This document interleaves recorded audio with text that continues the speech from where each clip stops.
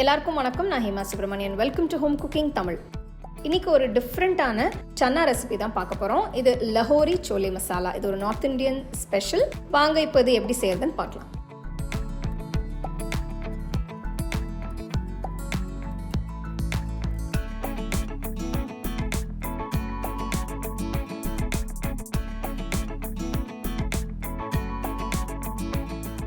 நான் 300 gram கொண்டக்கடலையை night ஃபுல்லாக ஊற வச்சுருக்கேன். ஊற வச்ச தண்ணியை வடிச்சிட்டு கொண்டக்கடலை குக்கரில் போடுங்க. தேவையான அளவு தண்ணியை ஊற்றி 1 டீஸ்பூன் உப்பு போட்டு லைட்டாக மிக்ஸ் பண்ணுங்க. குக்கரை மூடி நல்லா ஒரு 5 விசில் வர வரைக்கும் வேக விடுங்க. ஸோ ஒரு சின்ன டிப்பு தான், கொண்டக்கடலை ஊற வைக்கும் போது கொஞ்சம் சோடா உப்பு வேணும்னா நீங்கள் போட்டுக்கலாம். அது கொண்டக்கடலை இன்னும் கொஞ்சம் சாஃப்ட் ஆகும். இப்போ பார்த்தீங்கன்னா கொண்டக்கடலை நல்லா வெந்துருச்சு. நான் கொஞ்சமாக ஒரு பவுலில் கொண்டக்கடலையை எடுத்து வச்சுருக்கேன். தண்ணியை வடிச்சிட்டு தனியாக எடுத்து வச்சுருங்க. ஸோ இந்த கடலை நல்லா ஆறுனதும் ஒரு மிக்சர் ஜாருக்கு மாற்றிடுங்க. கொஞ்சமாக தண்ணி ஊற்றி நல்லா பேஸ்ட்டாக அரைச்சிக்கோங்க.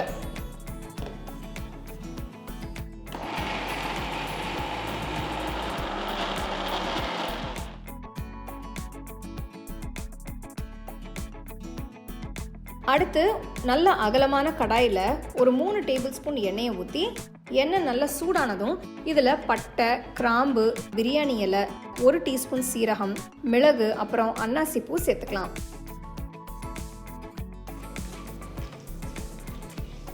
நெக்ஸ்ட் 2 மீடியம் வெங்காயத்தை நல்லா பேஸ்ட்டாக அரைச்சி சேர்த்துக்கலாம்.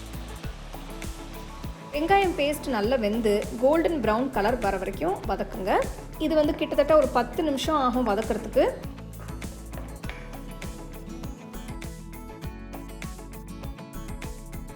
பாருங்க, வெங்காயம் நல்லா ஒரு கோல்டன் ப்ரௌன் கலருக்கு மாறிடுச்சு. நெக்ஸ்ட் இப்போ இதில் 1 டீஸ்பூன் இஞ்சி பூண்டு பேஸ்ட் போடுங்க. லைட்டாக மிக்ஸ் பண்ணிட்டு இப்போ நம்ம மசாலாஸை சேர்க்க ஆரம்பிக்கலாம். 1 டீஸ்பூன் சில்லி ஃப்ளேக்ஸ் போடணும். இது நான் வீட்லேயே அரைச்ச காஞ்ச மிளகா தான், நல்லா சில்லி ஃப்ளேக்ஸ் பதத்துக்கு அரைச்சிருக்கேன். நெக்ஸ்ட் 1 டீஸ்பூன் சீரகத்தூள், 1 டீஸ்பூன் தனியாத்தூள், 1/2 டீஸ்பூன் உப்பு. ஸோ நம்ம சன்னால ஆல்ரெடி உப்பு சேர்த்ததுனால இப்போ நீங்கள் பார்த்து சேர்த்துக்கோங்க.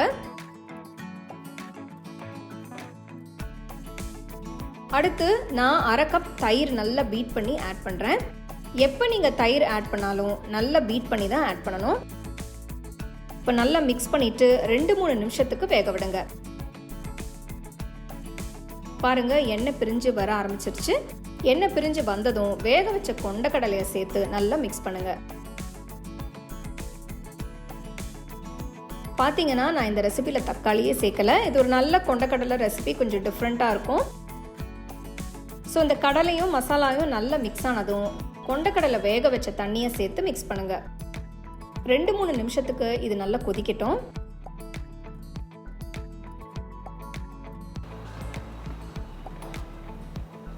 இப்போ அரைச்ச கொண்டக்கடலையை சேர்த்து மிக்ஸ் பண்ணுங்க. இது கிரேவியை நல்லா திக்காக்கும்.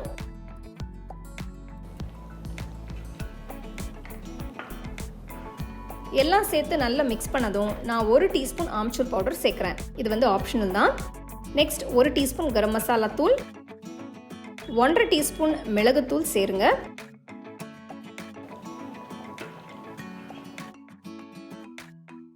நல்லா மிக்ஸ் பண்ணிட்டு பார்த்தீங்கன்னா கிரேவி சூப்பராக வந்திருக்கு. இந்த ஸ்டேஜில் உப்பு காரம் செக் பண்ணிட்டு வேணும்னா நீங்கள் கொஞ்சம் உப்பு இல்லை மிளகுத்தூள் ஆட் பண்ணிக்கோங்க.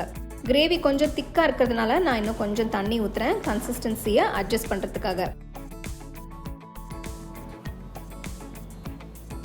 கடாயை மூடி வச்சு ஒரு 15 நிமிஷம் அடுப்பை மீடியம் லோ ஃப்ளேமில் வச்சு வேக விடுங்க. 15 நிமிஷத்துக்கு அப்புறம் பார்த்தீங்கன்னா எண்ணெய் நல்லா பிரிஞ்சு வந்திருக்கு. கடைசியாக நான் 4 பச்சை மிளகாய், அப்புறம் கொஞ்சமாக கசூரி மேத்தி ஆட் பண்ணுறேன். இது ஆப்ஷனல் தான். அப்புறம் நான் கொஞ்சமாக நறுக்கின கொத்தமல்லியும் சேர்க்குறேன். கசூரி மேத்தி, கொத்தமல்லி எல்லாம் கிரேவிக்கு ஒரு நல்ல ஃப்ளேவர் கொடுக்கும். இந்த கொண்டக்கடலை கிரேவி நம்ம யூஷுவலாக பண்ணுற கிரேவி மாதிரி கிடையாது. இதை விட கொஞ்சம் டிஃப்ரெண்ட்டாக இருக்கும். ஃப்ளேவரும் ரொம்ப டேஸ்ட்டாக இருக்கும். ரொம்பவே சிம்பிளான டேஸ்டியான இந்த லஹோரி சோலே மசாலா சூப்பராக ரெடி ஆயிடுச்சு. தக்காளி சேர்க்காம சூப்பராக டிஃப்ரெண்ட்டாக இந்த கொண்டக்கடலை மசாலா ரெடி ஆயிடுச்சு. இது நீங்கள் ரோட்டி, சப்பாத்தி, ஃபுல்கா, புலாவுக்கு கூட சாப்பிட்லாம். ரொம்ப நல்லாயிருக்கும். நீங்கள் கண்டிப்பாக ட்ரை பண்ணி எப்படி இருந்ததுன்னு எனக்கு சொல்லுங்கள்.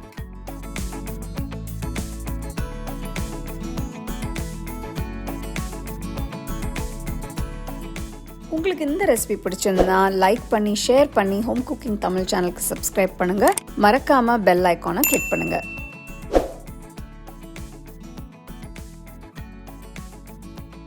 The second edition of our home cooking book is now available on our website 21frames.in. I'll give you the link in the description. You can go and check it out. The book is currently available only in India for now, so you can place your orders on 21frames.in.